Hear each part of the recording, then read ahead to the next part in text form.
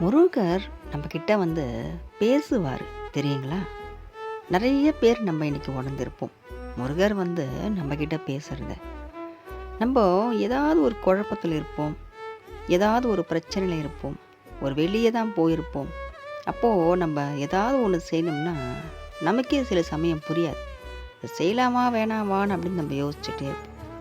அப்போதான் நமக்கு ஒரு முருகர் படம் ஏதாவது நம்ம கண்ணுக்கு தெரியும். அப்போ "யாம் இருக்க பயமேன்னு" அங்க அதில எழுதியிருக்கும். "நான் இருக்கும்போது நீ ஏன் பயப்படுற? இந்த விஷயத்த நீ வந்து தைரியமா இறங்கி செய்" அப்படின்னு முருகரே வந்து நம்மக்கிட்ட பேசுற மாரி இருக்கும்.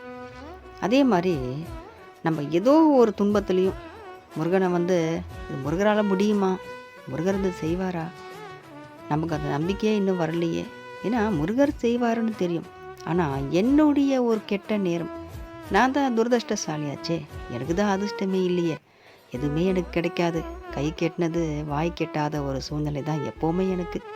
நான் எது கேட்டாலும் அது எனக்கு கிடைக்கிற மாரியே இருக்கும். கடைசியில அது எனக்கு கிடைக்கவே கிடைக்காது. கிட்ட காட்டி காட்டி ஏமாத்தி கொண்டு போயிடுவாங்க. இப்படி தான் என் வாழ்க்கை போயின்னு இருக்கு. அதனால முருகர் வந்து இத என்ன நடத்தி வைப்பாரா? இது செய்வாரான்னு சில சமயம் நமக்கு நம்பிக்கையே இல்லாம கூட வருத்தத்தோட நம்ம இருப்போம். அப்போதான் ஏதாவது ஒரு ஃபோன்ல ஒரு ஒரு பதிவ நம்ம பார்ப்போம். இப்ப நான் இந்த பதிவ நீங்க பார்த்துட்டுருக்கீங்க இல்லையா? இது மாரி கூட இருக்கலாம். யாரோ ஒருத்தர் ஏதோ ஒரு பதிவு போடுவாங்க. அந்த பதிவு நமக்கு தெரிய வரும். நம்ம அத பார்ப்போம். நம்ம என்ன மனசுல நினைக்கிறோமோ, அதே பதிவு தாங்க அதில பேசுவாங்க. அதில நம்ம முருகரே சொல்ற மாரி இருக்கும். முருகரே பேசுற மாரி இருக்கும். "நீ வந்து எதுக்குமே கவலைப்படாத. நீ ஏன் என்ன நம்பாம இருக்க? நான் உன் கூட தான் இருக்கேன். தைரியமா இரு" அப்படின்னு சொல்ற மாரி இருக்கும். முருகரே வந்து பேசுவார். ஆனா இது பதிவில சொல்லப்படுது எல்லாமே நம்ம எல்லா நேரமும் எல்லாமே நம்ம பார்த்துற முடியாது.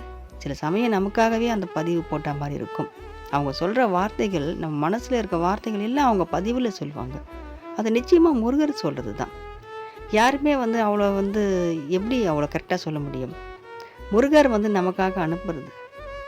பதிவு போடுறவங்க வந்து எல்லாருக்கும் பொதுவா தான் போடுவாங்க. ஆனா சில பேருக்கு வந்து அது கரெக்ட்டா அவங்களுக்கு பொருந்துதுன்னா, அது முருகரே சொல்லக்கூடிய வாக்கு தான் அது நிச்சயமா.